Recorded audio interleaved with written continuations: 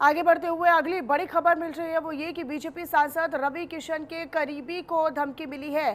कथावाचक प्रवीण शास्त्री को जान से मारने की धमकी मिली है। निजी सचिव के बाद अब कथावाचक को भी जान से मारने की धमकी दी गई है। लॉरेंस गैंग के नाम पर जान से मारने की धमकी दी गई है। कथावाचक से कहा कि सांसद रवि किशन को समझा लें।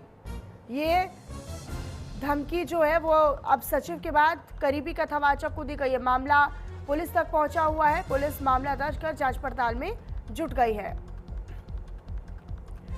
तो लॉरेंस गैंग के नाम पर जान से मारने की धमकी रवि किशन के पहले सचिव को दी गई और फिर अब सांसद रवि किशन के करीबी को यानी कथावाचक को दी गई है।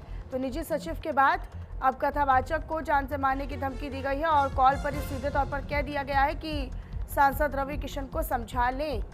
तो लॉरेंस गैंग के नाम पर जान से मारने की धमकी दी गई है। हालांकि अब पुलिस तक ये पूरा मामला पहुंचा है तो पुलिस जो है वो छानबीन कर रही है, जांच पड़ताल कर रही है और ये पता लगाने का प्रयास कर रही है कि ये कॉल जो है वो किस मकसद के साथ किया गया, किसने किया, किसके कहने पर किया, क्या वाकई में कोई बड़ी साजिश है।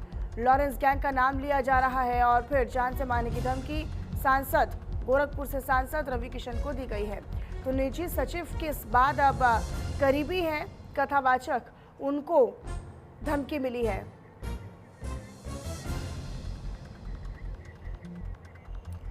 जफर खान मेरे साथ मेरे सहयोगी जुड़े हुए हैं अधिक जानकारी के साथ। जफर, जरा बताइएगा इस पूरे मामले पर फिलहाल क्या अपडेट है आपके पास?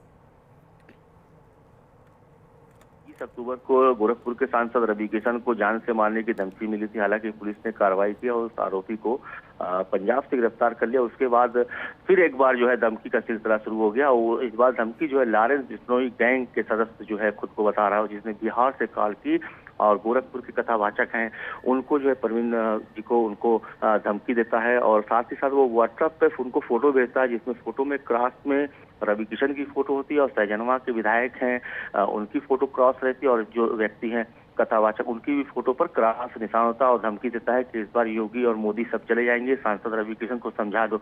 इस तरह की वो धमकी देता है और धमकी और खुद को बताता है कि मैं लॉरेंस बिश्नोई गैंग का सदस्य हूँ। कहीं न कहीं धमकी के बाद से पूरी तरीके से हलचल मच जाती है और जो कथावाचक है वो तत्काल सांसद रवि किशन को फोन से सारी जानकारी देते हैं। सांसद रवि किशन कहते हैं कि आप थाने जाइए और तत्काल जो है उस व्यक्ति के खिलाफ एफआईआर कराई। फिलहाल रामगढ़ ताल थाने पे जो है अज्ञात के खिलाफ जो है मुकदमा जो है पुलिस ने दर्ज कर दिया। अब पुलिस जो है कॉल डिटेल और सर्विलांस की मदद से ये ट्रेस करेगी कि कॉल कहां से आई थी, क्योंकि उसने बिहार से बताया खुद को और पुलिस तमाम तथ्यों की जांच करने के बाद आगे कोई कार्रवाई करेगी। जी जफर, लेकिन ये पहली दफा नहीं है जब लॉरेंस गैंग के नाम पर इस तरह की धमकी किसी बड़े चेहरे को मिली हो। इससे पहले भी समय समय पर हमने देखा है कि लॉरेंस गैंग के नाम पर ही जो गुर्गे हैं वो भी धमकी देते हैं या फिर लॉरेंस गैंग का इस्तेमाल किया जाता है, उस नाम का इस्तेमाल किया जाता है।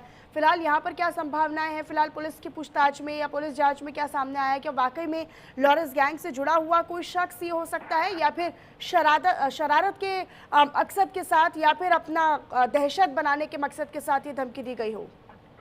देखिए, आपको बता दें कि जो कथावाचक है बहुत सीधे साधे व्यक्ति हैं और अक्सर सीएम योगी का जो सांस्कृतिक कार्यक्रम होता है उसमें वो कथावाचक के तौर पे वहाँ पे शामिल रहते हैं। सांसद रवि किशन के साथ भी वो कई बार देखे गए हैं।